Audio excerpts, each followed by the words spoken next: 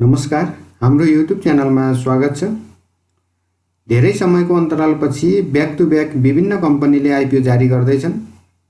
Jalpa लघुवित्तको IPO भर्ने म्याद सकिएको छ भने इमर्जिङ नेपालको आइपिओ माघ 26 गतेदेखि फागुन 1 गतेसम्म भर्न पाइनेछ।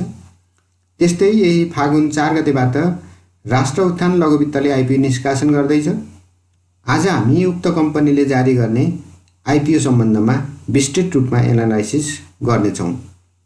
तपाईँ हाम्रो च्यानलमा नयाँ हुनुहुन्छ भने हाम्रो च्यानललाई सब्स्क्राइब गर्न नभुल्नुहोला भन्दै भिडियोको सुरुवात गरौँ कम्पनीले जारी गर्ने आइपिओ सम्बन्धी जानकारीबाट। कम्पनीको नाम रहेको छ राष्ट्र उत्थान लघुवित्त वित्तीय संस्था लिमिटेड। सेक्टर लघुवित्त हो। त्यस्तै धितोपत्र निष्कासन तथा बिक्री प्रबन्धकमा NIBLS क्यापिटल रहेको छ। कम्पनीले जारी पुँजीको 32.69% आइपिओ निष्कासन गर्दैछ।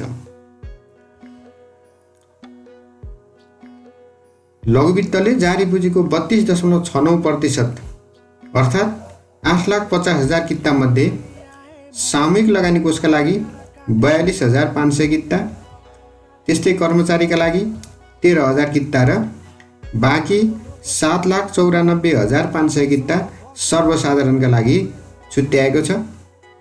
सामूहिक लगानी कोषका लागि 42,500 किता, कर्मचारीका लागि 13,000 किता र बाँकी 7,94,500 किता सर्वसाधारणका लागि छुट्याइएको छ। प्रति किता रु 100 का दरले कम्तीमा 10 किता र बढीमा 1000 कितासम्म यस लघुवित्तको आइपिओमा आवेदन दिन सकिन्छ। सर्वसाधारणका लागि छुट्याइएको 7,94,500 किता 10 किताका दरले आइपिओ बाँडफाँड गर्दा 79,450 जनाले 10 किताका दरले आइपिओ प्राप्त गर्नेछन्। यस लघुवित्तको आइपिओमा थप किता कसैले प्राप्त नगर्ने हुँदा 10 किताभन्दा धेरै एप्लाई गर्नु उपयुक्त छैन।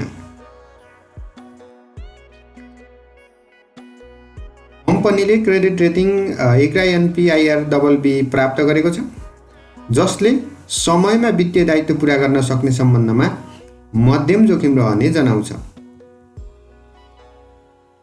यस लघुवित्तले प्राप्त गरेको क्रेडिट रेटिङ रहेको छ ICRA/NP-IR/BB। राष्ट्र उत्थान लघुवित्तको आइपिओ फागुन 4 गतेदेखि फागुन 8 गतेसम्म एप्लाई गर्न सकिनेछ। अब हेरौँ राष्ट्र उत्थान लघुवित्त वित्तीय संस्था लिमिटेडको नेटवर्थ सम्बन्धी जानकारी। यस लघुवित्तको प्रति सेयर नेटवर्थ रहेको छ 75-76 मा 132.76 रुपैयाँ, 76-77 मा 141.57 रुपैयाँ र 77-78 मा 167.43 रुपैयाँ रहेको छ। त्यस्तै प्रति सेयर आम्दानी 75-76 मा 4.03 रुपैयाँ, 76-77 मा 6.68 रुपैयाँ र 77-78 मा 16.08 रुपैयाँ रहेको छ।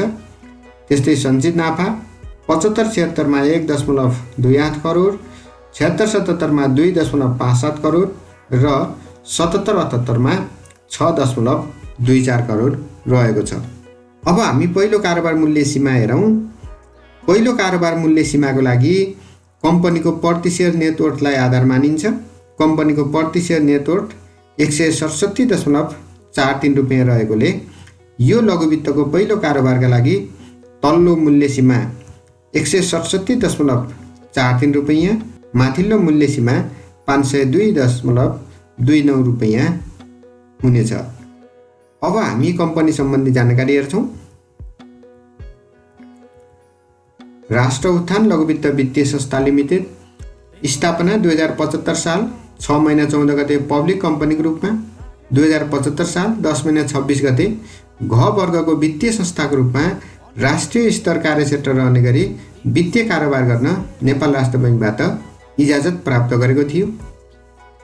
त्यस्तै 2075 साल 11 महिना 8 गतेबाट कारोबार सुरु, 2078 माघ 9 गतेसम्म यस संस्थाको 95 वटा शाखा कार्यालय रहेका छन्। यसको रजिस्टर ठेगाना बनेपा 13 काभ्रे।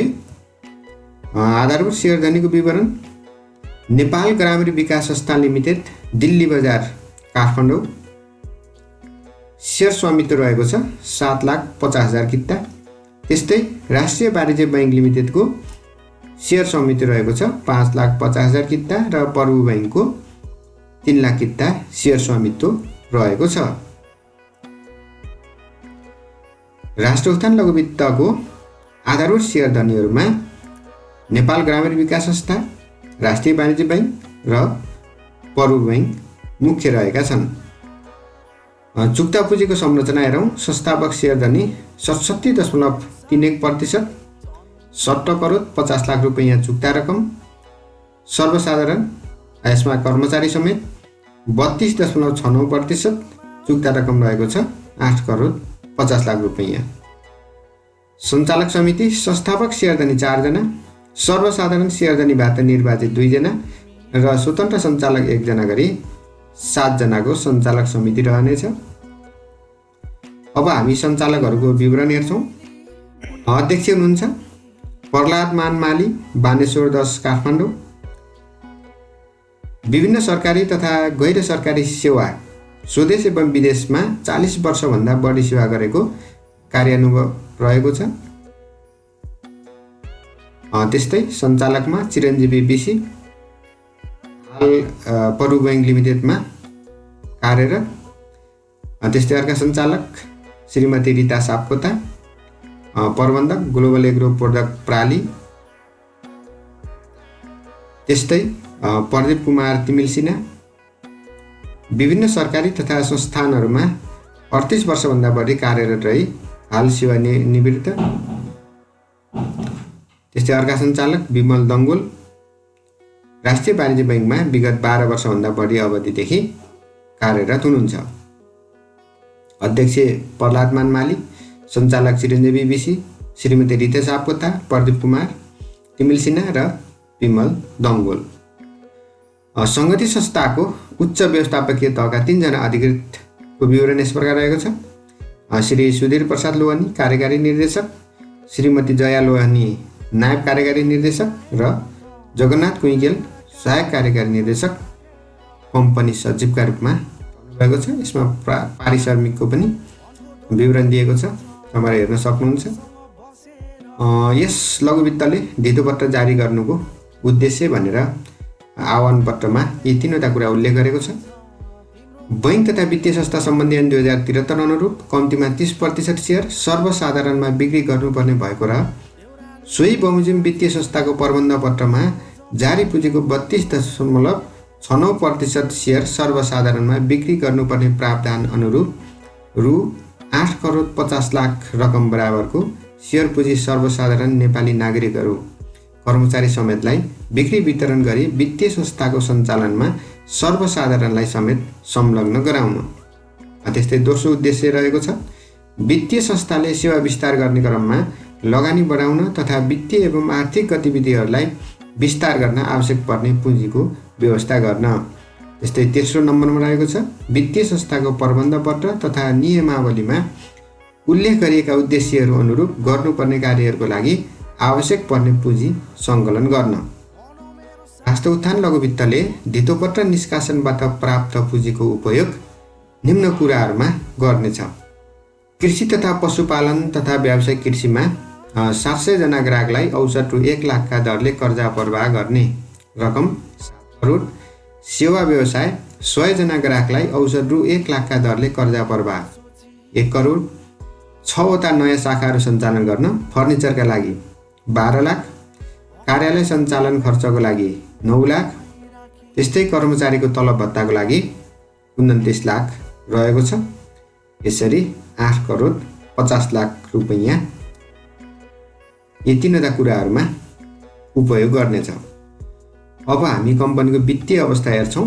चुक्ता पुँजी 17 करोड 50 लाख, जगेरा तथा कोषहरू 11 करोड 80 लाख, कुल सम्पत्ति रहेको छ 3 अर्ब 19 करोड, खुद मुनाफा रहेको छ 6 करोड 24 लाख, प्रति सेयर आम्दानी 26.92 रुपैयाँ र बुक भ्यालु रहेको छ 167.43 रुपैयाँ। यो अब 2077-78 को वित्तीय विवरणबाट लिएको हो। सकारात्मक पक्ष भनेर आह्वान पत्रमा निम्न कुराहरूलाई उल्लेख गरेको छ कम्पनीले। बैंकिङ तथा वित्तीय क्षेत्रमा अनुभवी तथा दक्ष व्यवस्थापकहरूद्वारा सञ्चालित स्थापनाको छोटो समयमै ग्राहक सुहाउँदो आकर्षक सेवा तथा कार्यक्रम साथै वित्तीय संस्थाको परिकल्पना अनुरूप स्थानीय स्तरमा सरल, सुलभ र सहज ढङ्गले आधुनिक तथा प्रविधियुक्त बैंकिङ प्रणालीको विकास गर्न सकेको, आर्थिक, राजनीतिक र प्रतिस्पर्धी बैंकिङ व्यवसाय सुहाउँदो रणनीति अवलम्बन गरी व्यवसाय विस्तार गर्न सफल रहेको भनेर कम्पनीले आह्वान पत्रमा यी तीनवटा कुराहरूलाई सकारात्मक पक्षको रूपमा उल्लेख गरेको छ। राष्ट्र उत्थान लघुवित्तको आइपिओ सम्बन्धी जानकारी यति नै। आजको भिडियो कस्तो लाग्यो? मन परेमा हाम्रो च्यानललाई सब्स्क्राइब गर्न नभुल्नुहोला। यहाँको दिन शुभ रहोस्। धन्यवाद। नमस्कार।